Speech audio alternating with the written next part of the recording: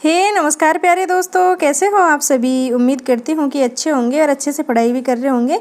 दोस्तों, आप सभी जानते थे पहले से ही कि मैं आज आपके लिए महादेवी वर्मा से संबंधित जितने भी महत्वपूर्ण तथ्य वो लेके आऊँगी एक वीडियो में, क्योंकि आप सभी जानते हो कि आज रविवार है और रविवार को मैं लेके आती हूँ कवियों से संबंधित एक वीडियो और उसमें उनकी सभी डिटेल लेके आती हूँ। ठीक है दोस्तों, ये तो आप सभी जानते हो।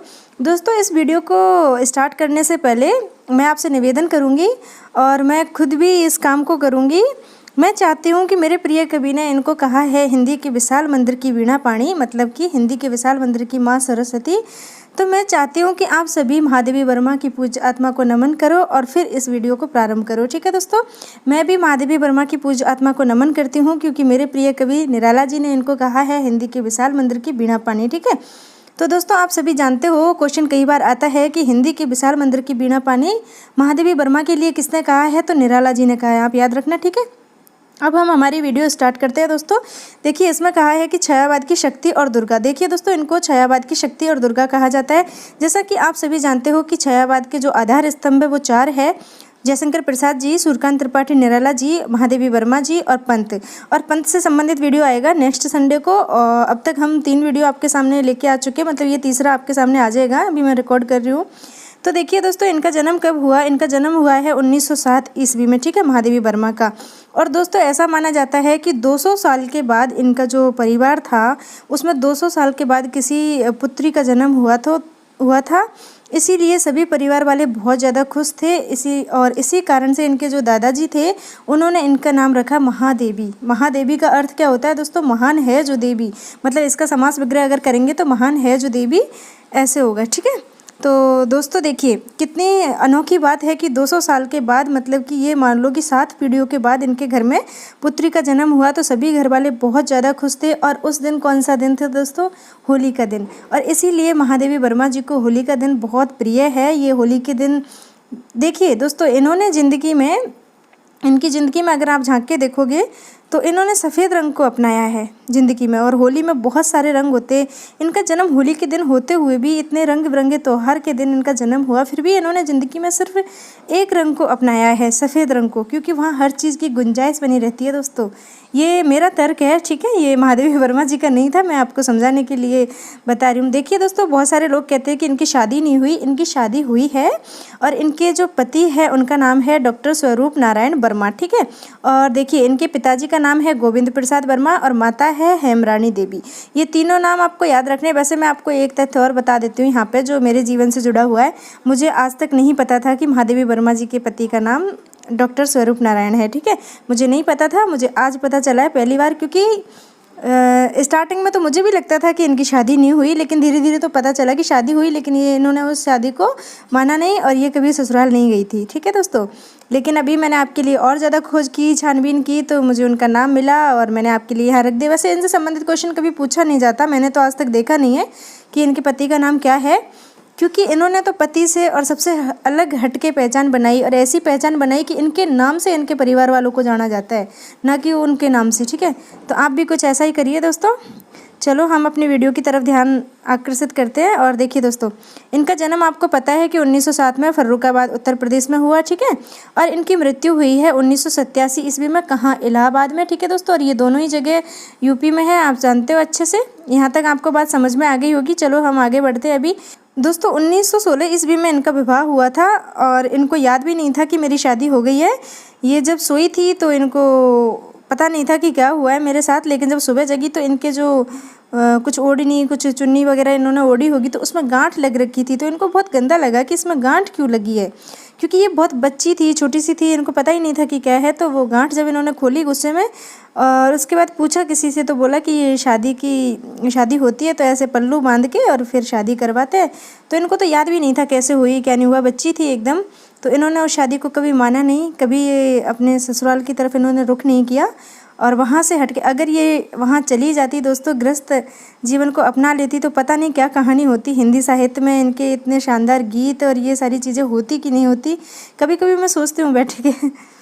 चलो तो स्टार्ट करते हैं। देखिए दोस्तों, नेक्स्ट पॉइंट है 1931 ईस्वी में प्रयाग विश्वविद्यालय में संस्कृत में एमए की इन्होंने। ठीक है, और 1933 ईस्वी में की दर्शन शास्त्र में एमए, डबल एमए की है दोस्तों इन्होंने। ठीक है, देखिए दोस्तों, चांद पत्रिका है, इसमें इन्होंने काम किया और ये पत्रिका है, ये मासिक है, मासिक मतलब महीने में आती है एक बार, और इन्होंने अवैतनिक रूप से कार्य किया, ये बात इंपॉर्टेंट है। इन्होंने इस पत्रिका में कार्य करते हुए कोई वेतन नहीं लिया। ठीक है दोस्तों, आपको ये याद रखना है। अब देखिए इनके जो प्रमुख काव्य संग्रह है इनके बारे में देख लेते हैं हम। यहाँ से क्वेश्चन हमेशा नेट जेआरएफ में बनता है दोस्तों। आपको देखिए, आप कहते हो मैडम क्रम से लगाने वाले क्वेश्चन बताओ, ये देखो मैंने क्रम से लिखा है। निहार का 1930 में, रसिम 1932, बिल्कुल। तो आप इसको क्रम से लगाने में दिक्कत क्या है? क्योंकि आपको तो इनकी सन जो लिखी है इसके हिसाब से तो क्रम से लगाना है। ये ऑलरेडी मैंने क्रम से लिखा हुआ है। देखिए ये जो यामा है इसको मैं लास्ट में लिखती, लेकिन मैंने यहाँ पे लिखा है ताकि आपका क्रम ना गड़बड़ाए। तो मैं आपको समझा देती हूँ एक बार। इनका जो काव्य संग्रह है निहार, ये 1930 ईस्वी में प्रकाशित हुआ। रसिम 1932 में, नीरजा 1935 में, और सांद गीत है ये 1936 में। अब देखिए दोस्तों, इन चारों को मिला के, और मैंने ये एरो का निशान क्यों बना रखा है इसकी तरफ आप ध्यान लगाइए थोड़ा सा। तो देखिए दोस्तों, इसलिए मैंने इसकी तरफ ऐसे एरो का निशान बनाया है क्योंकि ये जो चारों काव्य संग्रह है इन चारों को एक साथ मिला के इन्होंने यामा में प्रकाशित करवाया 1940 ईस्वी में। ठीक है, समझ में आई दोस्तों आपको बात? नहीं आई है तो मैं दोबारा से समझाती हूँ, कोई बात नहीं। देखिए इनके ये 4 काव्य संग्रह है ना, निहार, रसिम, नीरजा, सांद गीत, इनमें जो भी इन्होंने लिख रखे हैं गीत वगैरह उन सबको एक साथ इकट्ठा करके यामा में प्रकाशित करवाया 1940 ईस्वी में। ठीक है दोस्तों, मैं उम्मीद करती हूँ आपको समझ में आ गया होगा। देखिए नेक्स्ट देखिए, दीप शिखा है ये 1942 में, और सप्तपर्णा है ये 1960 ईस्वी में। ये इनके बहुत महत्वपूर्ण काव्य संग्रह है। आपको ये याद रखने, इनका क्रम भी याद रखना है, इनका सन भी याद रखना है, क्योंकि यहाँ से क्वेश्चन ज़रूर पूछा जाएगा दोस्तों, और हमेशा पूछा जाता है। ठीक है, अब देखिए इससे जुड़े हुए जो महत्वपूर्ण तथ्य है वो देख लेते हैं। आप सभी जानते हो कि इनकी जो यामा काव्य संग्रह है इसके लिए इनको जो हिंदी का सर्वश्रेष्ठ पुरस्कार है ना दोस्तों, भारतीय ज्ञानपीठ पुरस्कार, वो मिला है। और कब मिला है दोस्तों? 1982 ईस्वी में। ठीक है, और इसका प्रकाशन वर्ष क्या है? 1940 ईस्वी। ठीक है, तो 1940 लिखा है, 40 का अगर आप डबल कर देते हो तो 80 होता है, और 80 में 2 और ऐड कर दिया है इन्होंने तो 82। मतलब ऐसे कैसे भी करके आप इसको याद कर सकते हो, लेकिन आपको याद जरूर करना है क्योंकि महादेवी वर्मा की जो यामा है इसको 1982 ईस्वी में भारतीय ज्ञानपीठ पुरस्कार मिला है, और हिंदी साहित्य का सबसे बड़ा पुरस्कार है ये दोस्तों। ठीक है, मंगला प्रसाद पारितोषिक पुरस्कार भी इनको मिला है, इसके बारे में आप जानते हो पहले से ही। देखिए दोस्तों, मैंने यहाँ पे वो बात लिखी है जो ऊपर समझाई, क्योंकि कई बार क्या होता है मेरे समझाने का तरीका हो सकता है आपको पसंद ना आए, तो लिख देने से चीज़ें समझ में आ जाती है। इसीलिए मैंने क्या किया, यहाँ पे लिख दी, ताकि अगर आपको समझ में ना आया हो तो आप लिखे हुए को पढ़ के समझ सको। ठीक है दोस्तों, तो देखिए क्या लिखा है कि जो यामा है इनका काव्य संग्रह, इसमें निहार, रसिम, नीरजा और सांद गीत रचनाओं में संग्रहित करके सभी गीतों को समेकित रूप से एक जगह संकलित कर दिया गया। देखिए इन चारों रचनाओं में जो कुछ लिखा है ना उसको एक रूप से, समेकित रूप से इन्होंने मिला के और किस में कर दिया प्रकाशित? यामा में। ठीक है दोस्तों, यामा में, और 1940 ईस्वी में, और इसके लिए मिला भारतीय ज्ञानपीठ पुरस्कार। ये महत्वपूर्ण है इसलिए ज़्यादा जोर दे के समझा रही हूँ, ये मत कहना कि बार बार रिपीट करके इरिटेट कर देती हूँ। ठीक है, क्योंकि कई बार कमेंट आते हैं तो इसलिए मैं बोल रहा हूँ। देखिए दोस्तों, इनका जो नीरजा काव्य संग्रह है इसके लिए इनको मिला है शेखसरिया पुरस्कार। ठीक है, आप इसको भी याद रखना क्योंकि ये भी महत्वपूर्ण है। अब देखिए इनकी जो प्रसिद्ध गद्य रचना है इनके बारे में देख लेते हैं। पहले मैंने एक साथ इनकी सभी गद्य रचनाओं को लिख दिया है, बाद में मैंने अच्छे से ये भी समझा रखा है कि ये निबंध है, ये रेखा चित्र है, ये संस्मरण है। ठीक है दोस्तों, तो देखिए पहले एक साथ लिख दिया है जो प्रमुख है उनको। तो ये 4 इनके बहुत ज़्यादा प्रमुख गद्य रचनाओं का संकलन है। ठीक है दोस्तों, कौन कौन से? स्मृति की रेखा है 1947, पथ के साथी 1956, श्रृंखला की कड़ियाँ 1942, और अतीत के चलचित्र 1941। ठीक है, अभी मैंने सिर्फ इनका नाम एक साथ लिखा है, सभी का नीचे मैंने अच्छे से इसको समझा रखा है कि किसमें क्या है। देखिए दोस्तों, अन्य जो है इसमें देखिए रामा है 1930, बिंदा 1934, सबिया 1935, बिट्टू 1935, गीसा 1936, मेरा परिवार 1972, स्मारिका 1971 और क्षणदा 1956। ठीक है, ये मैंने जितनी भी गद्य रचनाएं हैं एक साथ लिख दी है। अब मैं आपको अलग अलग बताऊंगी कि कौन सा रेखा चित्र है, कौन सा संस्मरण है, कौन सा निबंध है, क्योंकि यहाँ से क्वेश्चन हमेशा ऐसे भी पूछा जाता है, निम्न में से कौन सा महादेवी वर्मा जी का संस्मरण नहीं है, या रेखा चित्र नहीं है, या निबंध है, कुछ ऐसे करके घुमा फिरा के क्वेश्चन पूछते, तो आपको पूरा इस पर समझ होनी चाहिए। ठीक है दोस्तों, देखिए तो इनके जो रेखा चित्र है वो 3 है, और बहुत महत्वपूर्ण क्वेश्चन यहाँ से बन सकता है और बनता है दोस्तों हमेशा। और मैं आपको मेरे अनुभव के आधार पर बताना चाहती हूँ कि यहाँ से क्वेश्चन दोबारा बनेगा और पूरे चांस है बनने के। ठीक है, तो आप देखिए अतीत का चलचित्र है ये 1941 ईस्वी में इनका प्रकाशित हुआ। और दोस्तों ये क्या है? रेखा चित्र है, 3 रेखा चित्र है। ठीक है दोस्तों, तो देखिए स्मृति की रेखा है ये 1943 ईस्वी में, और उसके लिए इनको द्विवेदी पदक मिला है 1942 ईस्वी में। ठीक है, और लास्ट है मेरा परिवार, ये 1972 में। तो आप इन तीनों को बहुत अच्छे से याद कर लेना, ये तीनों हैं इनके रेखा चित्र, ठीक है। नाम आप सभी को याद है, मैं ये तो जानती हूँ। अतीत के चलचित्र 1941, इनका इसभी याद रखना। साथ में स्मृति की रेखा है 1943 और मेरा परिवार 1972। और ये भी याद रखना कि स्मृति की रेखाओं के लिए द्विवेदी पदक मिला है 1942 ईस्वी में, ठीक है दोस्तों। तो मैं उम्मीद करती हूँ कि आपको समझ में आ गया होगा। बाकी आप इसको अच्छे से लिख के और याद कर लोगे दोस्तों। ज़्यादा नहीं तो आप कवियों वाली सीरीज़ का जो मैं लेके आती हूँ ना, इसको तो ज़रूर लिखा करो अपनी कॉपी में। इसलिए ऐसा बोल रही हूँ मैं, क्योंकि आप कहीं भी ढूंढोगे ना, चाहे आप विकिपीडिया देखो, चाहे कोई भी अच्छी किताब देखो, कोई भी ऑथेंटिक किताब देखो, गाइड देखो, कुछ भी देखो, आपको इतनी जानकारी ना एक जगह नहीं मिलेंगी, नहीं मिलेगी, मतलब मिलेगी ही नहीं। क्योंकि मैं खुद ही कम से कम 5-6 किताब से लिखती हूँ ये सारी चीज़ें। महादेवी वर्मा जी के बारे में जितना भी उन्होंने अपने जीवन में किया है, ये गाइड वाले क्या करते हैं कि जहाँ पे उनको जो ज़रूरी लगता है ना वो लिख देते हैं। यामा का हर जगह लिखा मिलेगा क्योंकि ज्ञानपीठ मिला है, जन्म मृत्यु वगैरह ये सारी चीज़ें मिल जाएंगी, लेकिन बहुत सारे तथ्य ऐसे जो आपको मिलेंगे नहीं, ठीक है दोस्तों। तो आप इनको ज़रूर लिखना, क्योंकि ये आपके लिए सिर्फ अभी के लिए नहीं, ये आपके लिए आने वाले भविष्य में आप जो भी एग्ज़ाम दोगे या फिर आप किसी पद पर कार्यरत हो जाते हो, उसके बाद भी आपको अपने स्कूल में कॉलेज में पढ़ाना है, तो आपको खुद भी तो समझ होनी चाहिए ना उस चीज़ की, तभी तो आप पढ़ा पाओगे। तो उसके समय भी आपकी बहुत मदद करेगा। तो आप इनको लिखना प्लीज़, ठीक है। देखिए दोस्तों, इन्होंने संस्मरण लिखा है एक ही पद के साथी 1956 ईस्वी में, ठीक है। ये क्या है, इनका संस्मरण है। आप अच्छे से इनको समझिए दोस्तों, लीड लगा के। ऐसा नहीं है कि आप ऐसे ही चला के रख दो। देखिए इनके निबंध है श्रृंखला की कड़ियाँ 1942, विवेचनात्मक गद्य 1942, साहित्यकार की आस्था एवं अन्य निबंध है ये 1962 और संकल्पिता है ये 1969 ईस्वी, ठीक है दोस्तों। ये 4 इनके निबंध हैं, आप इसको भी याद रखिएगा। और दोस्तों ये क्षणदा है 1956 ईस्वी में प्रकाशित हुआ, ये इनका ललित निबंध है, ठीक है। ललित निबंध के बारे में कई बार क्वेश्चन पूछा जाता है, ऑप्शन में होता है, यही पूछा जाता है डायरेक्ट कौन सा इनका ललित निबंध है। तो 3 ऑप्शन इनमें से दे देंगे कोई से भी, और 1 ऑप्शन ये वाला दे देगा। तो आपको पता होना चाहिए कि क्षणदा है ये ललित निबंध है, ठीक है। अब देखिए दोस्तों, बाल साहित्य से संबंधित क्वेश्चन यहाँ से बनता है।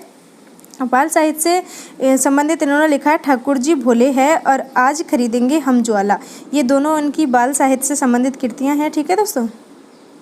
अब जो इम्पोर्टेंट तथ्य है वो भी मैंने यहाँ पे लिखे हैं साथ में। देखिए, महादेवी वर्मा के संस्मरण, रेखा चित्र और निबंधों का संग्रह है। देखिए दोस्तों, इनके जितने भी संस्मरण है, जितने भी रेखा चित्र है, अभी हमने ऊपर पढ़े हैं, और जितने भी निबंध है ना, इन सभी को अगर मिला के एक जगह इन्होंने प्रकाशित करवाया तो उसका नाम है हिमालय। हिमालय नाम से इन्होंने इन सारी चीज़ों को एक ही जगह प्रकाशित करवाया 1963 ईस्वी में। दोस्तों मोस्ट इम्पॉर्टेंट है ये, क्योंकि जितनी भी गद्य रचनाएं ना वो सब आ गई है इसमें, संस्मरण, रेखा चित्र और निबंध, इन तीनों को मिला के इन्होंने एक जगह प्रकाशित करवा दिया हिमालय नाम से। और ये किताब मिलती है हिमालय के नाम से। अगर आप पढ़ना चाहो, महादेवी वर्मा से संबंधित इनका गद्य, पूरा गद्य पढ़ना चाहते हो, तो एक ही जगह आप इसको देखना चाहते हो, पढ़ना चाहते हो, तो हिमालय नाम की पुस्तक है इनकी जो 1963 में प्रकाशित हुई, इसको खरीदना सीधा।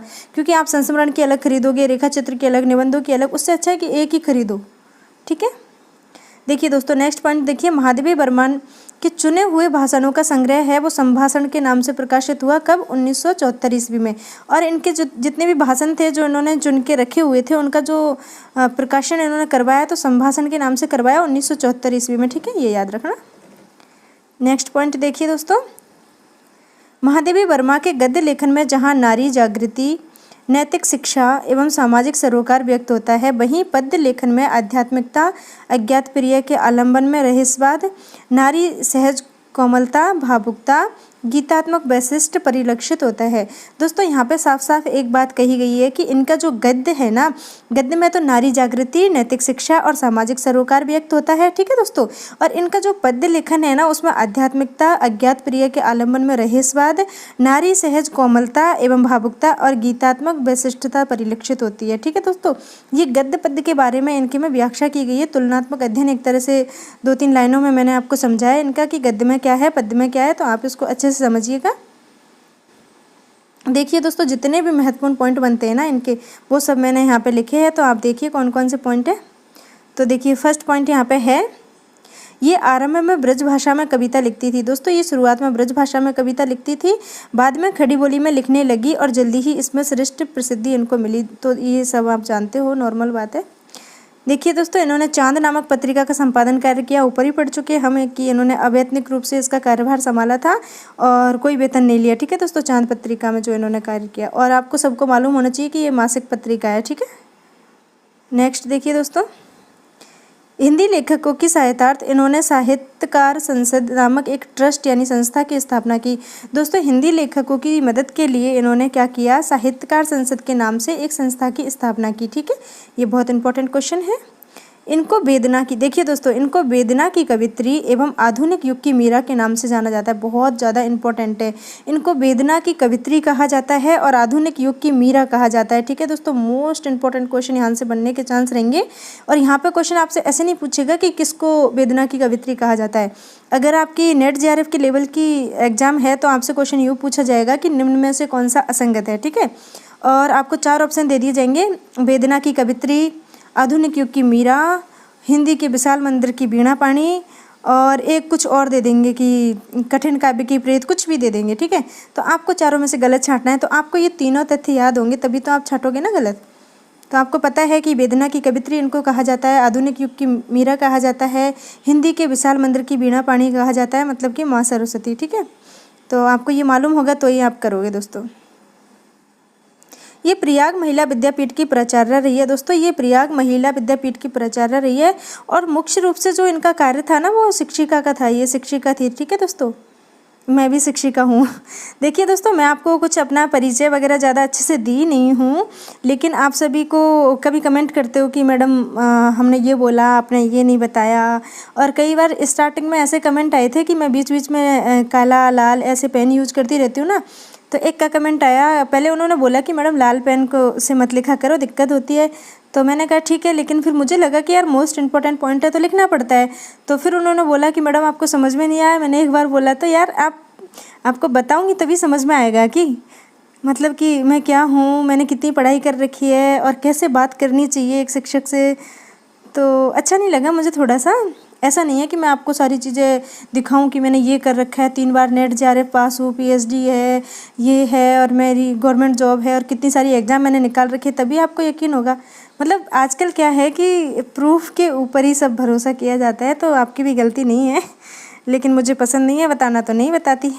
चलो दोस्तों स्टार्ट करते हैं। भारत सरकार ने इनको पद्म भूषण से अलंकृत किया है। ठीक है दोस्तों, आप याद रखना इसको भी। इनके काव्य में अलौकिक ब्रह की प्रधानता देखी गई है। दोस्तों, इनके काव्य में अलौकिक ब्रह की प्रधानता देखी गई है, ये बात तो आपको खुद ही पता है।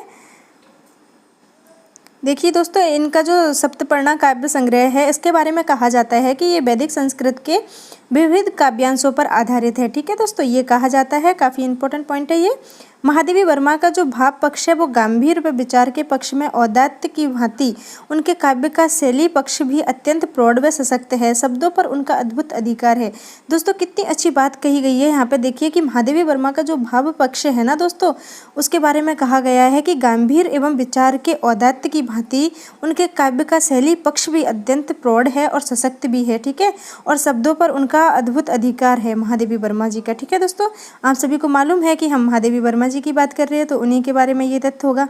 देखिए दोस्तों, रामचंद्र शुक्ल ने लिखा है कि छायावादी कहे जाने वाले कवियों में महादेवी जी रहस्यवाद के भीतर रही है। ठीक है दोस्तों, और ये तथ्य इसलिए ज़्यादा पूछा जाने के चांस है कि ये आचार्य रामचंद्र शुक्ल जी ने कहा है और इनसे संबंधित क्वेश्चन ज़्यादातर पूछे जाते हैं कि इन्होंने किसके बारे में क्या कहा है, क्या नहीं कहा है। ठीक है दोस्तों, देखिए दोस्तों, इनके काव्य और जीवन दोनों ही मूल टिक रहे हैं। कैसे, इस पंक्ति के आधार पर ये कहा जाता है, तो देख लेते हैं हम पंक्तियों में क्या लिखा है। कीर का प्रिय आज पिंजर खोल दे, हो उठी है चंचू छूकर तिल या भी वेणु से स्वर, बंदिनी स्पंदित व्यथा से सेहरता जड़ मौन पिंजर। इन पंक्तियों के आधार पर कहा जाता है कि इनके काव्य और जीवन दोनों ही मूल टिक रहे हैं। ठीक है दोस्तों, देखिए दोस्तों, इनके द्वारा रचित गीतों की या फिर कई कविताओं की जो संख्या मानी गई है वो 236 मानी गई है। ठीक है दोस्तों, मैं नीचे करके आपको दिखाती हूँ, 236 मानी गई है इनके द्वारा लिखी गई कविताओं की कुल संख्या। ठीक है दोस्तों, आप इसको याद रखना। और इनको धार्मिक ग्रंथों का ज्ञान अपनी धर्मपरायण माता हेमरानी देवी से प्राप्त हुआ है। दोस्तों, इनकी जो माता है ना हेमरानी देवी, इन्होंने उनको धार्मिक ग्रंथों का ज्ञान दिया था। ठीक है, इनकी शिक्षा इन्होंने दी थी। इन्होंने अपनी पहली कविता मात्र 7 वर्ष की अल्पायु में लिख डाली थी। देखिए दोस्तों, कितनी बड़ी बात है, 7 वर्ष के बच्चे को ये भी नहीं पता होता था कविता होती क्या है, और इन्होंने 7 वर्ष की उम्र में कविता लिख डाली। बहुत बड़ी बात है दोस्तों ये। इनको छायावादी साहित्य की शक्ति या दुर्गा भी कहा जाता है। ये तथ्य हम पहले ही पढ़ चुके हैं, आपको मालूम है। देखिए दोस्तों, इनके काव्य में प्रमुख विशेषताएं हैं वो कौन कौन सी है। वैसे तो बहुत सारी विशेषताएं हैं, लेकिन जो बहुत ज़्यादा इम्पोर्टेंट है वो कौन कौन सी है। देखिए, ब्रह की प्रांजल अनुभूति, परिष्कृत चिंतन, काव्योचित गंभीरता और सौंदर्य शिल्प। ठीक है दोस्तों, ये 4 बहुत महत्वपूर्ण विशेषताएं हैं इनके काव्य में। बाकी और भी बहुत सारी विशेषताएं हैं, लेकिन ये है इम्पोर्टेंट। ठीक है, क्वेश्चन बनेगा तो ये पॉइंट जरूर होंगे। देखिए, कवि निराला ने इन्हें हिंदी के विशाल मंदिर की सरस्वती यानी कि वीणा पाणी कहा है। निराला जी इनके कवि भाई थे। दोस्तों, आप सभी जानते हो, जब मैंने सूर्यकांत त्रिपाठी निराला को आपको पढ़ाया था तो वहाँ पे मैंने आपको अच्छे से समझा दिया था कि इन दोनों के बीच में भाई बहन का संबंध था और बहुत ही मधुर संबंध था। ठीक है दोस्तों, महादेवी वर्मा बौद्ध धर्म से बहुत प्रभावित थी। दोस्तों, यहाँ पे एक प्रसंग मैं आपको सुनाती हूँ। महादेवी वर्मा है, ये बौद्ध धर्म से बहुत ज़्यादा प्रभावित थी और इन्होंने एक बार सोचा कि किसी गुरु के यहाँ दक्षिणा ले ली जाए और बौद्ध धर्म में दीक्षित हो जाऊँ और आश्रम में जाके रहूँ। ठीक है, ये गई थी एक बार दीक्षा लेने के लिए, तो वहाँ पे इन्होंने देखा कि जो गुरु थे उन्होंने क्या किया, बीच में एक पर्दा लगाया और महादेवी वर्मा के उधर बिठाया और ये दूसरी तरफ बैठे थे जो गुरु थे। फिर महादेवी वर्मा ने पूछा कि ये पर्दा कैसा, तो उन्होंने कहा कि हमारे आश्रम का ऐसा रिवाज है कि हम स्त्री का मुंह नहीं देखते, उससे पर्दा करके बात करते हैं। तो महादेवी वर्मा क्रोधित हो गई और कहने लगी कि अगर ऐसा है तो आप मुझे कैसे, मतलब स्त्री पुरुष के भेद से मुक्ति खुद आपको मिल नहीं रही तो आप मुझे कैसे मुक्ति दिला पाओगे, आप मुझे कैसे मतलब कि इस मोह बंधन से, सांसारिकता से कैसे परिचित करवा पाओगे जब आप खुद ही इसके असमंजस में हो, बीच में पर्दा लगा के और फिर एक स्त्री से बात कर रहे हो। तो मुझे ऐसी दीक्षा नहीं चाहिए और मुझे इसमें दीक्षित नहीं होना। वो वहाँ से वापस आ जाती हैं और मान लो दोस्तों, अगर महादेवी वर्मा जी वहाँ पे दीक्षा ले लेती, चली जाती आश्रम में, तो आप सोचिए कि जो हिंदी है, हमारी माता हिंदी है, ये एक बहुत बड़ी पुत्री को खो देती दोस्तों उस दिन। ये हम इतने जो इनके गीत पढ़ते हैं, इनकी कहानियाँ पढ़ते हैं, इनका जो प्रकृति प्रेम देखते हैं, पशुओं से प्रेम देखते हैं, वो सारी चीज़ें हम नहीं देख पाते। बहुत सारी चीज़ों से हिंदी साहित्य है जो अछूता रह जाता है दोस्तों। अगर महादेवी वर्मा उस दिन वहाँ पे दीक्षा ले लेती तो, और पता नहीं क्या होता है उसकी तो खैर कल्पना नहीं की जा सकती, ये मैं अपने आधार पे कह रही हूँ। ठीक है, देखिए ये काफ़ी इंपॉर्टेंट पॉइंट है। ठीक है, और क्यों है इंपॉर्टेंट पॉइंट, क्योंकि 16 सितंबर 1991 ईस्वी की डेट थी और भारत सरकार ने क्या किया, जो डाकतार विभाग है ना, उसमें जयशंकर प्रसाद और इनके साथ महादेवी वर्मा के सम्मान में 2 रुपये का एक युगल नोट, जिसमें युगल नोट मतलब कि जिसमें दोनों के एक साथ थे, जयशंकर प्रसाद और महादेवी वर्मा जी, इनका डाक टिकट जारी किया था। तो ये बहुत बड़ी सम्मान की बात थी महादेवी वर्मा के लिए। ठीक है दोस्तों, आप इसको याद रखिएगा, काफ़ी अच्छा क्वेश्चन यहाँ से बनने के चांस है। देखिए दोस्तों, सुभद्रा कुमारी चौहान और महादेवी वर्मा की बहुत अच्छी दोस्ती थी, बचपन की सखी थी, दोनों एक साथ ही कॉलेज में पढ़ाई करती थी और किसी को मालूम नहीं था कि महादेवी वर्मा है ये कविता लिखती है, चोरी चोरी लिखती थी कॉपियों के पीछे। तो जैसे ही सुभद्रा कुमारी चौहान को पता चला, क्लास में आई और सारे बच्चों के सामने बोला, तुम कविता लिखती हो, गुस्से से। फिर इन्होंने कुछ नहीं कहा, इधर उधर देखा और फिर दोबारा उसने कहा, लिखती तो हो, कहती क्यों नहीं। फिर कुछ नहीं कहा, महादेवी वर्मा ने, उनकी आंखों से आंसू आने लगे और फिर सुभद्रा कुमारी चौहान ने कहा कि कहना चाहिए था ना, एक से भले दो। एक से भले दो का मतलब आप समझ रहे हो दोस्तों यहाँ पे, क्योंकि वो भी कविता लिखती थी सुभद्रा कुमारी चौहान और उधर महादेवी वर्मा भी कविता लिखती। फिर उनकी घनिष्ठता और ज़्यादा हो गई, उनकी जो मैत्री है वो हिंदी साहित्य में याद की जाती है। दोनों को बहुत अच्छे से और प्यार के साथ याद किया जाता है, बहुत सम्मान दिया जाता है दोनों सखियों को। चलो दोस्तों आगे बढ़ते हैं। महादेवी वर्मा ने भारत में, देखिए दोस्तों यहाँ पे मेरे से ना ये एक पॉइंट छूट गया था तो मैंने फिर यहाँ पे महिला लिख दिया।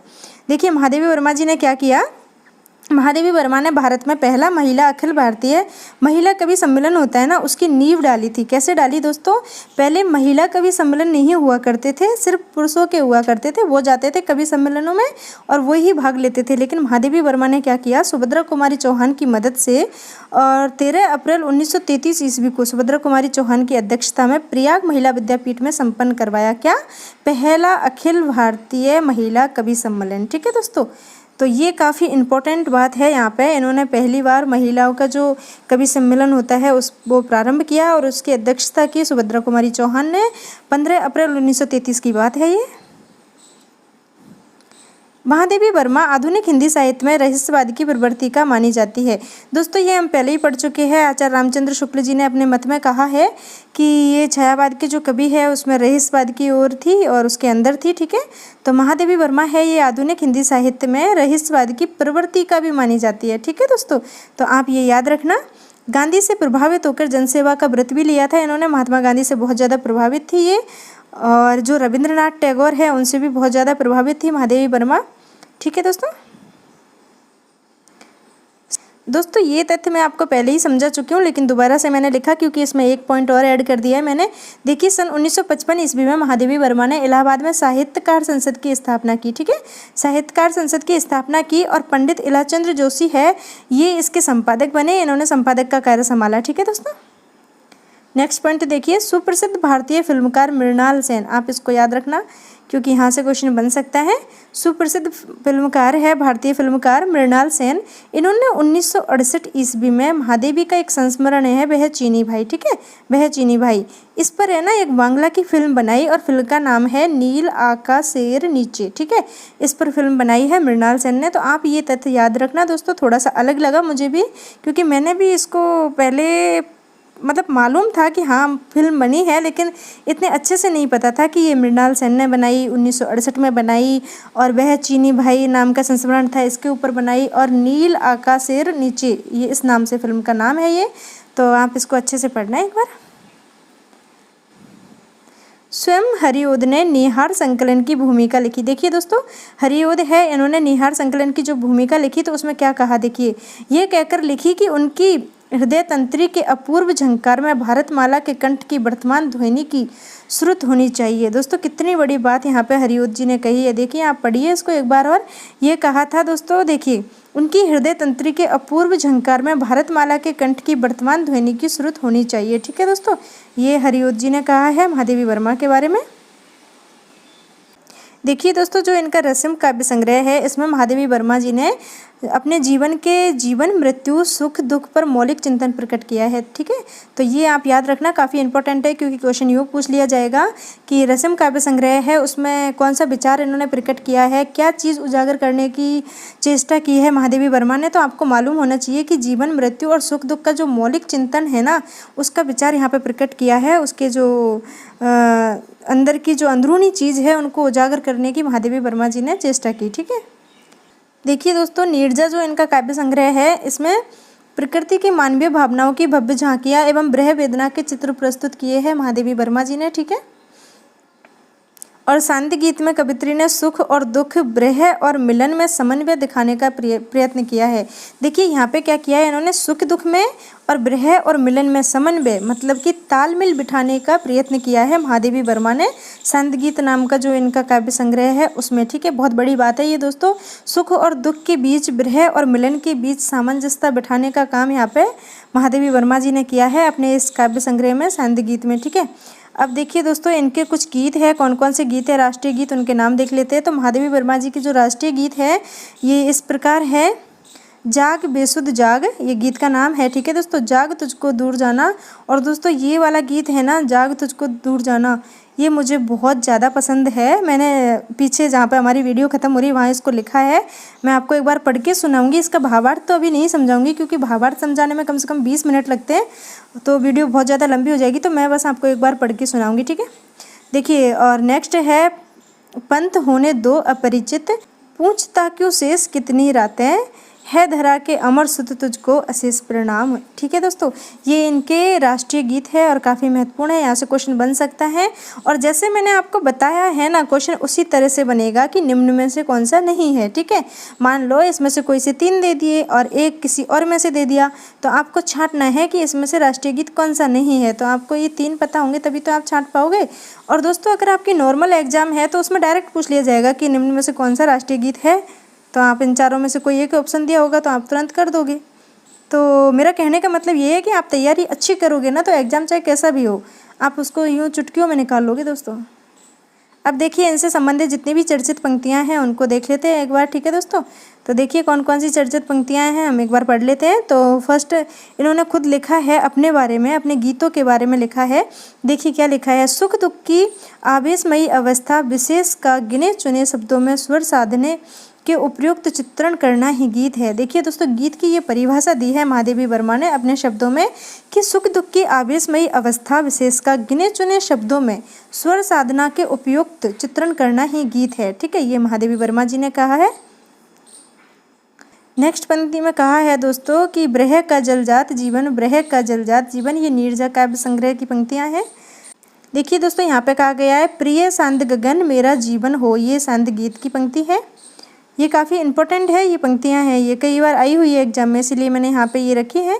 देखिए दोस्तों, इसको तो आप सभी जानते होंगे, कितनी बार आपने इसको पढ़ा होगा, सुना होगा और आपको पसंद भी होगी, मुझे भी बहुत पसंद है। मैं नीर भरी दुख की बदली, स्पंदन में चिर निस्पंद बसा, क्रंदन में आहत विद्व हंसा, नैनों में दीपक से जलते, पलकों में निर्झरी मछली, विस्तृत नभ का कोई कोना, मेरा न कभी अपना होना। दोस्तों, ये सांद गीत में संकलित है और काफ़ी अच्छी है, मुझे बहुत अच्छी लगती है। ठीक है, आपको भी अच्छी लगती है, मुझे पता है। कैसे कहती हो सपना है अली उस मूक मिलन की बात, भरे हुए हैं अब तक फूलों में मेरे आंसू उनके हास। देखिए दोस्तों, कितनी वेदना इनकी झलकती है इन पंक्तियों में और ये निहार में संकलित है, आप इसको देखना। देखिए क्या कहा है महादेवी वर्मा जी ने, कैसे कहती हो सपना अली उस मूक मिलन की बात, भरे हुए हैं अब तक फूलों में मेरे आंसू उनके हास। ठीक है दोस्तों, आप इनको याद रखना। पंथ रहने दो अपरिचित, प्राण रहने दो अकेला। दोस्तों, महादेवी वर्मा जी ने कहा है कि पंथ को अपरिचित रहने दो और प्राण को अकेला रहने दो। ये दीप शिखा की पंक्तियां हैं और काफ़ी, देखिए ये पंक्ति आपने पहले कई बार पढ़ी होंगी क्योंकि ये हमेशा आती है। छायावाद से क्वेश्चन हमेशा उठाया जाता है और चारों कवियों से, मतलब 3 कवि और 1 कवित्री, इन चारों से क्वेश्चन उठाया जाता है। तो महादेवी वर्मा जी से क्वेश्चन बनने के चांस ज़्यादा रहते हैं, तो क्योंकि अकेली कवित्री है और काफ़ी अच्छा इन्होंने लिखा है इसलिए। देखिए नेक्स्ट पंक्ति देखिए, पर ने अंतिम छंद व्यथा का मैं अभी तक गा सकी। देखिए दोस्तों, कितनी शानदार बात कही है कि पर न अंतिम छंद व्यथा का मैं अभी तक गा ना सकी। इन्होंने कहा है कि मैंने बहुत कुछ लिख लिया है, बहुत कुछ गा लिया है, लेकिन अंतिम छंद जो व्यथा का है, जो दुख का, पीड़ा का जो अंतिम छंद है, वो अभी तक मैं गा नहीं सकी हूँ। ठीक है, रूप सी तेरा घन केस पास, नव गंगा की रजत धार में धो लाई क्या इन्हें रात। देखिए इसमें एक तरह से क्वेश्चन भी किया है। पहले कहा है कि रूप सी तेरा घन केस पास, नव गंगा की रजत धार में धो लाई क्या इन्हें रात। तो आपको ये याद रख। देखिए दोस्तों, नेक्स्ट पढ़ते हैं। रात की उर में दिवस की चाह का सर हूँ, ये भी महादेवी वर्मा जी ने लिखा है। देखिए यहाँ पे कितनी व्यथा इनकी दिख रही है कि मैं अनंत पथ में लिखती जो अस्मित सपनों की बातें, उनको कभी न धो पाएंगी अपने आंसू से रातें। कितनी वेदना झलक रही है यहाँ पे कवित्री की। देखिए आप पढ़ोगे तो आपको महसूस होगा। अबनी अंबर की रूप हली सीप में, तरल मोती सा जलधि जब कांपता। दोस्तों ये पंक्तियाँ काफ़ी अच्छी है। तैरते घन मृदुल के पुरने से, ज्योतिष्णा के रजत पारावार में। नेक्स्ट देखिए, स्पंदन में चिर निस्पंदन बसा, क्रंदन में आहत विश्व हंसा। दोस्तों ये पंक्ति बहुत अच्छी है। नैनों में दीपक से जलते, पलकों में निर्झरी मछली है। देखिए दोस्तों कितनी बड़ी बात कही है कि नैनों में दीपक से जलते और पलकों में निर्झरनी मछली। कितनी बड़ी बात है यहाँ पे। अभी व्याख्या करने का समय नहीं है, इसलिए मैं आपको सिर्फ पढ़ के सुना रही हूँ। जब कभी व्याख्या करने का समय आएगा तो मैं आपको बहुत अच्छे से इनकी व्याख्या करके समझाऊंगी। ठीक है दोस्तों, जैसा कि मैंने आपको बताया था कि लास्ट में मैंने इनका गीत रखा है, जाग तुझको दूर जाना, क्योंकि ये मुझे बहुत ज़्यादा पसंद है। तो मैं आपको एक बार पढ़ के सुना देती हूँ। ठीक है दोस्तों, आप इसको सुनो, उसके बाद हम इस वीडियो को ख़त्म करेंगे और नेक्स्ट वीडियो में मिलेंगे जिसमें इनके महत्वपूर्ण क्वेश्चन आंसर है। ठीक है। चिर सजग आँखें उनींदी, आज कैसा व्यस्त वाना, जाग तुझको दूर जाना, जाग तुझको दूर जाना। अचल हिमगिरी के हृदय में आज कंप होले, या प्रलय के आंसुओं में मौन अलसित व्योम रोले। आज पी आलोक को डोले तिमिर की घोर छाया, जाग या विद्युत शिखाओं में निठुर तूफान बोले।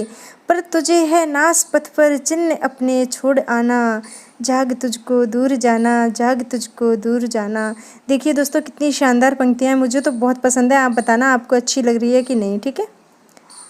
बांध लेंगे क्या तुझे ये मोम के बंधन से जीले, पंथ की बाधा बनेंगे तितलियों के पंख रंगीले, विश्व का क्रंदन भुला देगी मधुप की मधुर गुनगुन। क्या डुबो देंगे तुझे ये फूल के दल ओस गीले, तू न अपनी छाँ को अपने लिए कारा बनाना, जाग तुझको दूर जाना, जाग तुझको दूर जाना। दोस्तों ये जो पंक्तियाँ हैं ना, इसमें महादेवी वर्मा जी ने क्वेश्चन किया है, ठीक है।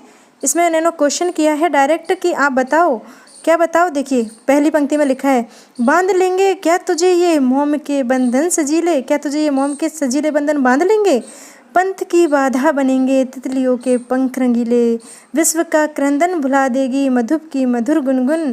क्या डुबो देंगे तुझे ये फूल के दल ओस गीले, तू न अपनी छाँ को अपने लिए कारा बनाना, जाग तुझको दूर जाना, जाग तुझको दूर जाना। महादेवी वर्मा कह रही है कि तुमने जो लक्ष्य निर्धारित कर लिया है ना, तुम उनकी तरफ अग्रसर होते चलो, इन चीज़ों में अटको मत, क्योंकि ये मोम के जो बंधन है, तितलियों के रंगीले पंख है, दोस्तों ये उपमा की गई है यहाँ पे। महादेवी वर्मा समझाना कुछ और चाहती है, ठीक है।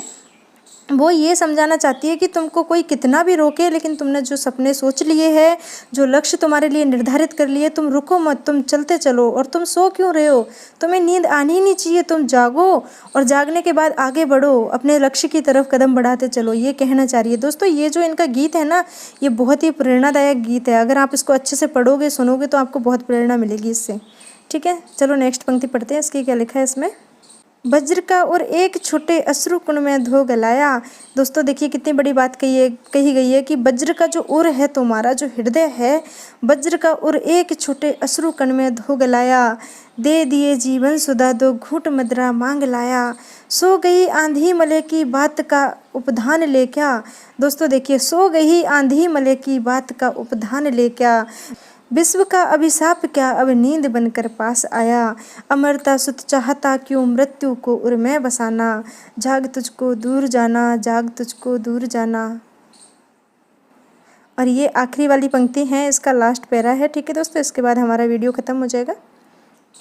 कहे न ठंडी सांस में अब भूल बह जलती कहानी, आग हो उर में तभी द्रग में सजेगा आज पानी, हार को तेरी बनेगी मनानी जय की पताका। देखिए दोस्तों, हार को तेरी बनेगी मनानी जय की पताका। कितनी बड़ी इस पंक्ति में बात है कि हार भी है ना तेरी जीत का जश्न मनाएगी, ये कहा गया है यहाँ पे। हार भी तेरी बनेगी मनानी जय की पताका, राख क्षणिक पतंग की है अमर दीपक की निशानी, है तुझे अंगार सैया पर मृदुल कलियाँ बिछानी, जाग तुझको दूर जाना, जाग तुझको दूर जाना।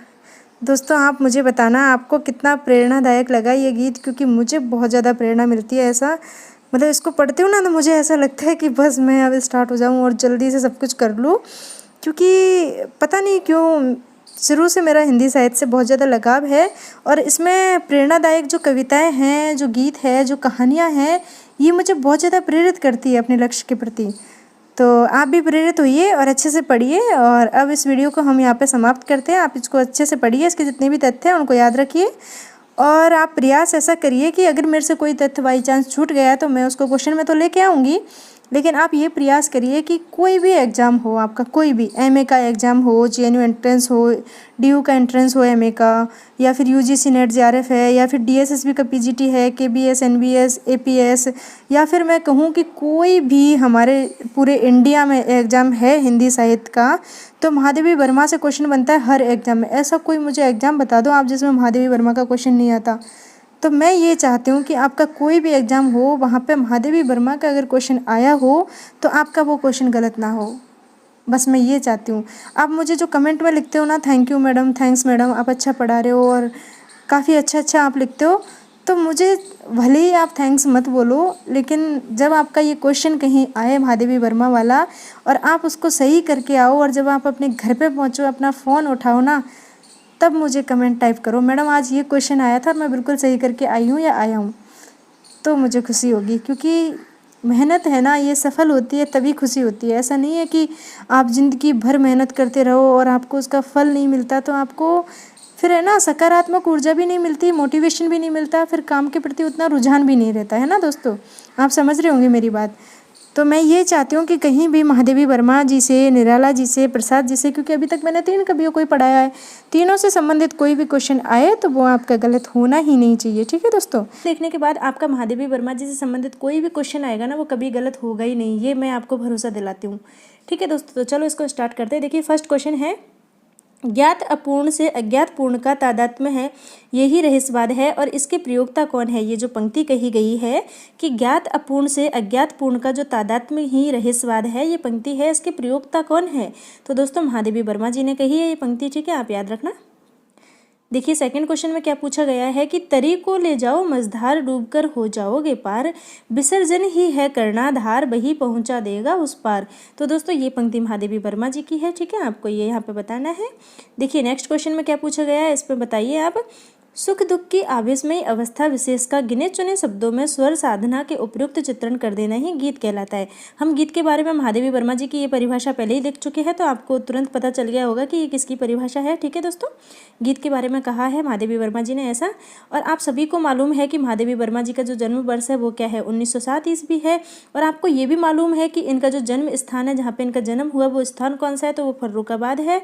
और फर्रुखाबाद दोस्तों यूपी में पड़ता है, ये भी आप सभी को मालूम है। ठीक है, देखिए नेक्स्ट क्वेश्चन देखते हैं।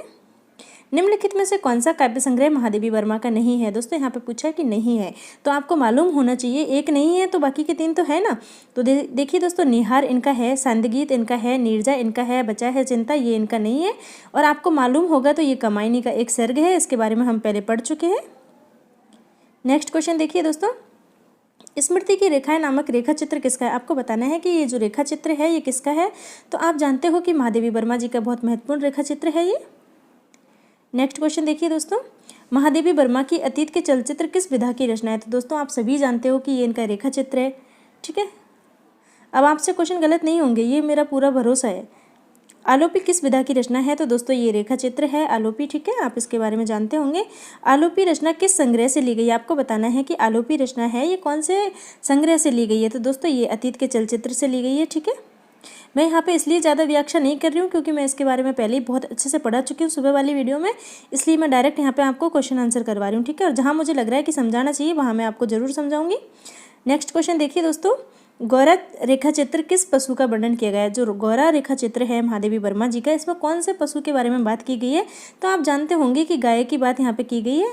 ठीक है, रेखा चित्र की भाषा में प्रधानता होती है। आपको बताना है कि रेखा चित्र की जो भाषा होती है उसमें किस चीज़ की प्रधानता होती है। तो दोस्तों रेखा चित्र में चित्रात्मकता, प्रतीकात्मक शिल्प और बिंबात्मकता, ये सभी की प्रधानता होती है। ठीक है, ये सभी अनिवार्य रूप से होने चाहिए रेखा चित्र की भाषा में।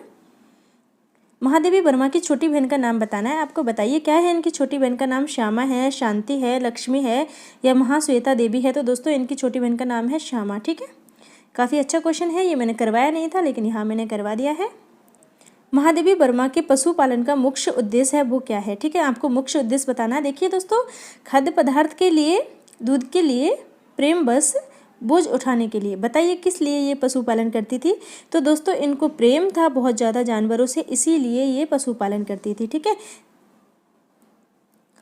महादेवी वर्मा आधुनिक काल के किस खंड से संबंधित है। तो आप सभी जानते हो कि ये छायावाद के 4 जो आधार स्तंभ है उनमें से एक है और उनको छायावाद की शक्ति कहा जाता है। ठीक है, शक्ति मतलब दुर्गा। ठीक है दोस्तों, बहुत इंपॉर्टेंट क्वेश्चन है ये, सब आप सभी को आना चाहिए और ये बहुत बेसिक क्वेश्चन है। कोई भी हिंदी साहित्य की तैयारी करता है किसी भी एग्जाम में तो उसको सबसे पहले यही सारी चीज़ें पढ़नी होती है। ये छायावाद का ये है, ये इसने लिखा है, ये उसने लिखा है, इसमें ये कहा गया है। लेकिन आप कर रहे हो UGC नेट JRF की तैयारी, तो आपको इनके बेसिक से ऊपर उठ के तैयारी करनी पड़ेगी डीप में। ठीक है, तब कुछ होगा।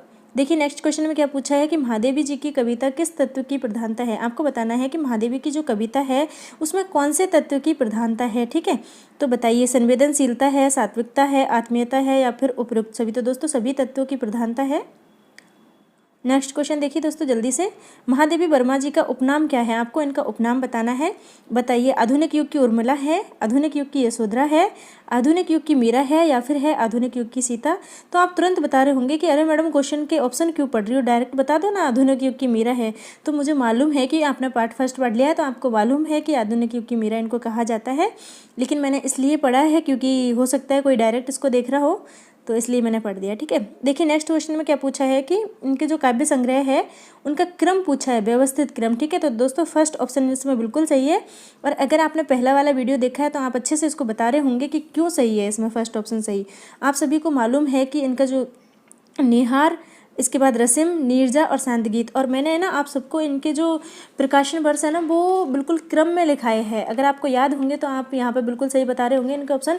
तो दोस्तों चलो मैं आपको यहाँ पे एक बार बता देती हूँ। निहार है ये 1930 में लिखा गया, ठीक है, 1930 में, रसिम 1932 में, नीरजा 1935 में और सांदगीत है 1936। तो इस हिसाब से ये क्रम हो जाएगा, ठीक है। तो आप एक बार और अपनी कॉपी में देख लेना, आपने लिखा हो तो, और नहीं लिखा हो तो आप वीडियो को देखना और फिर से लिखना उसको। नेक्स्ट क्वेश्चन देखिए दोस्तों, महादेवी वर्मा जी की समस्त कविताओं का संकलन किस नाम से संकलित है। आपको बताना है कि महादेवी वर्मा की जो सभी कविताएं हैं वो कौन से संकलन में।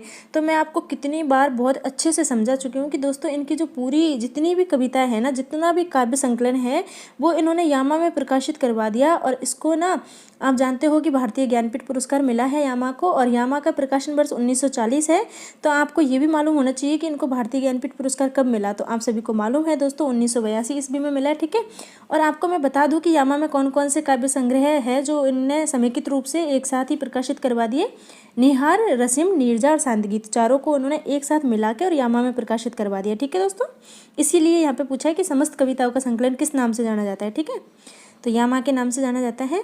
देखिए दोस्तों दीप शिखा है, इनका जो दीप शिखा काव्य संग्रह है इसका प्रकाशन वर्ष पूछा है। तो मैंने आपको बहुत अच्छे से लिखा रखा है कि 1942 ईस्वी है। दोस्तों मुझे तो सारे तथ्य इतने अच्छे से याद हो गए ना, आपको मतलब पहले खुद लिखे फिर आपको समझाए। कुछ तथ्य रह रहे थे जो मुझे पहले से याद नहीं थे, बाकी तो मुझे पहले से सब याद थे, ऐसी बात नहीं है। निम्न में से कौन सा रेखा चित्र नहीं है। आपको बताना है कि इन चारों में से कौन सा रेखा चित्र नहीं है, ठीक है दोस्तों। तो अतीत के चलचित्र है, ये रेखा चित्र है, मेरा परिवार भी रेखा चित्र है, स्मृति की रेखा भी रेखा चित्र है, ठीक है दोस्तों। लेकिन श्रृंखला की कड़ी है, ये रेखा चित्र नहीं है दोस्तों। ये क्या है आपको पता होना चाहिए कि ये निबंध है, ठीक है। इनके निबंध संग्रह है ये इस श्रृंखला की कड़ियाँ, ठीक है दोस्तों। तो आपको समझ में आ गया होगा कि अतीत के चलचित्र, मेरा परिवार और स्मृति की रेखाएं, ये तीनों इनके क्या है, रेखा चित्र है, ठीक है दोस्तों। और श्रृंखला की कड़ी है ये इनका निबंध संग्रह है। चलो दोस्तों नेक्स्ट क्वेश्चन पढ़ते हैं जल्दी से। महादेवी वर्मा का प्रसिद्ध निबंध संग्रह किस नाम से जाना जाता है। देखिए दोस्तों इनके जो निबंध संग्रह है ना वो चार प्रमुख है। श्रृंखला की कड़ियाँ, विवेचनात्मक गद्य, साहित्यकार की आस्था एवं अन्य निबंध, और एक है संकल्पिता, ठीक है। तो यहाँ पे ऑप्शन में सिर्फ एक ही दे रखा है, साहित्यकार की आस्था एवं निबंध, तो इसी को कर देंगे हम, ठीक है। ये तीनों इनके निबंध है नहीं यहाँ पे, तो डी ऑप्शन बिल्कुल सही हो जाएगा। अब देखिए दोस्तों इस क्वेश्चन में क्या पूछा गया है कि निराला भाई किसके द्वारा रचित है। तो आप सभी जानते हो कि महादेवी वर्मा जी ने लिखी है। निराला भाई इनके भाई थे, निराला जी मुँह बोले भाई थे, लेकिन रिश्ता मुँह बोले भाई के साथ भी ऐसा था जैसा बिल्कुल सगे भाई के साथ भी नहीं होता। महादेवी वर्मा की जो गद्य शैली है वो कैसी है, इसका नाम बताना है, ठीक है। तो दोस्तों कवित्वपूर्ण है, ठीक है। आपको लग रहा होगा कि मैडम बहुत जल्दी जल्दी पढ़ा रही है, तो जल्दी पढ़ाने का कारण ये है कि दोस्तों 7:45 बज गए और मुझे खाना बनाना है, पापा जी भूखे हैं, ठीक है।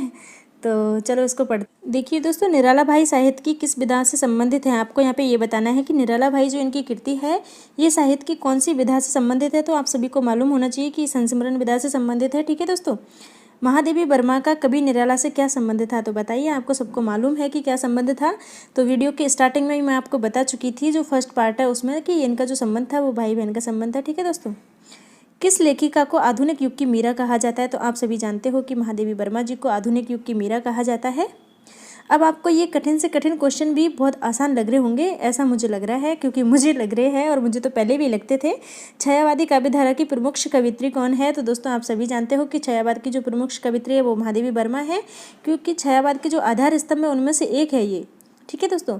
महादेवी द्वारा लिखित रचना है। आपको बताना है कि महादेवी वर्मा जी की कौन सी रचना है इन चारों में से। तो कामायनी जयशंकर प्रसाद की है, ये इनका काव्य महाकाव्य है कामायनी।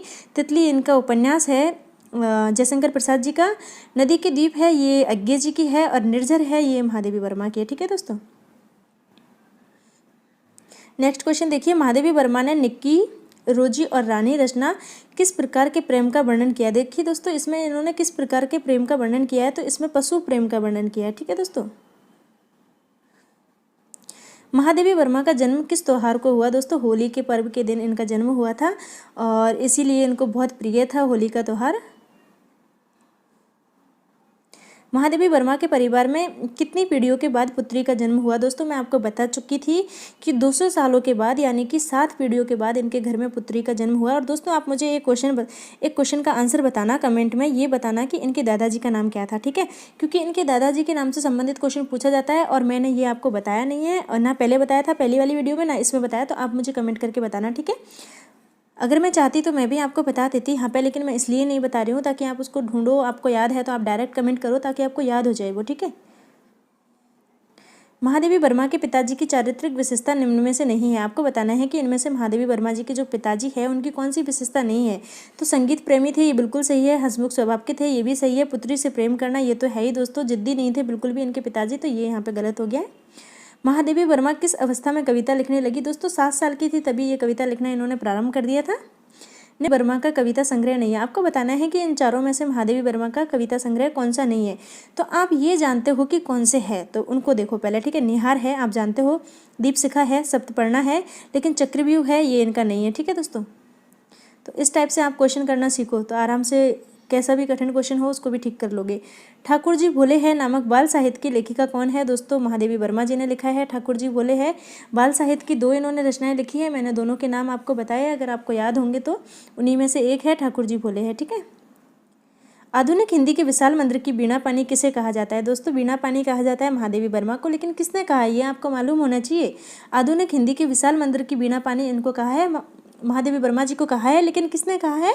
सूर्यकांत त्रिपाठी निराला जी ने कहा है, ठीक है दोस्तों? महादेवी वर्मा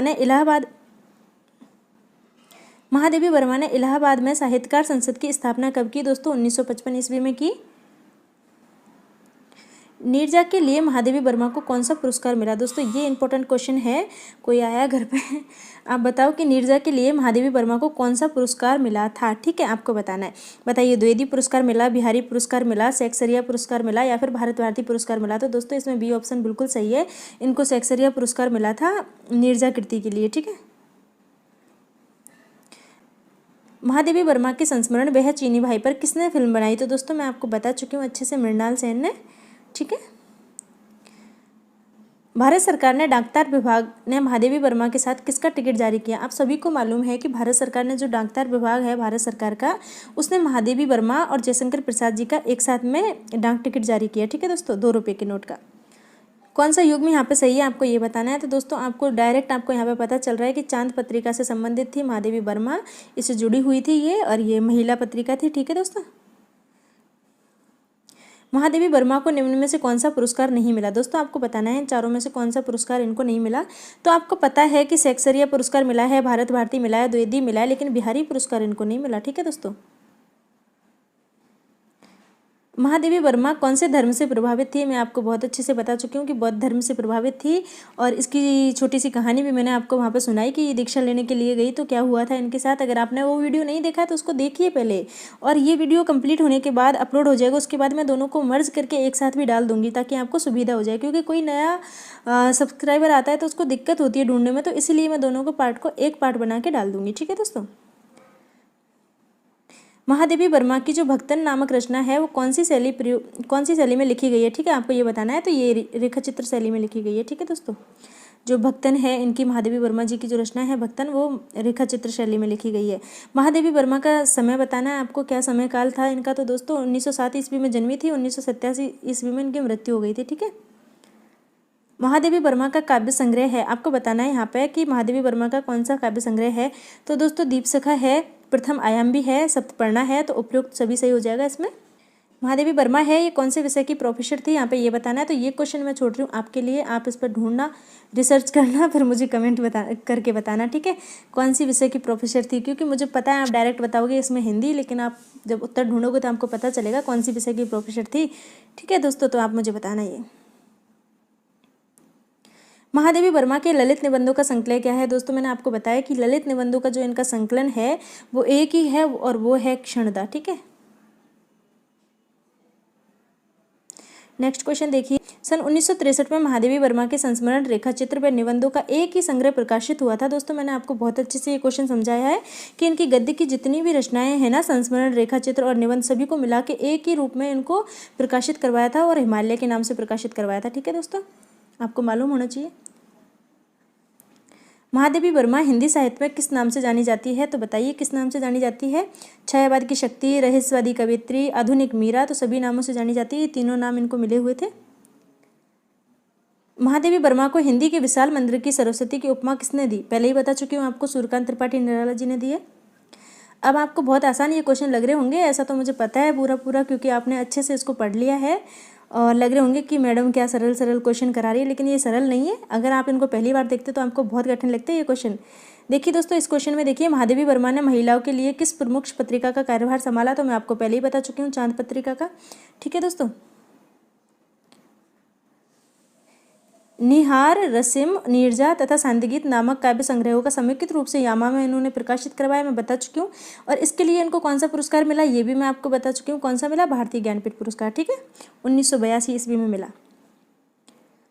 महादेवी वर्मा ने किसकी सहायता से साहित्यकार संसद की स्थापना की? दोस्तों, किसकी सहायता ली इन्होंने साहित्यकार संसद की स्थापना करने में? तो मैं आपको बता चुकी हूँ कि इलाचंद्र जोशी की सहायता ली थी। ठीक है,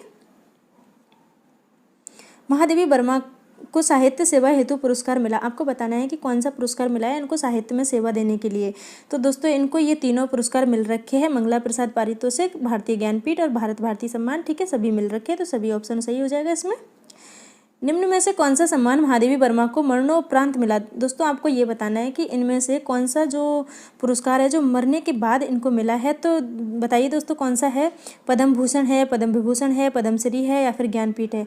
तो दोस्तों, पद्म विभूषण है, इनको मरने के बाद मिला। ठीक है, नेक्स्ट क्वेश्चन देखिए, 16 सितंबर 1991 को भारत सरकार के डाक तार विभाग के किस साहित्यकार के साथ महादेवी वर्मा के सम्मान में 2 रुपये का नोट युगल टिकट जारी किया गया था? ठीक है दोस्तों, इसको पहले ही पढ़ चुके हैं, दोबारा से मैंने लिख दिया है। जयशंकर प्रसाद है इसमें।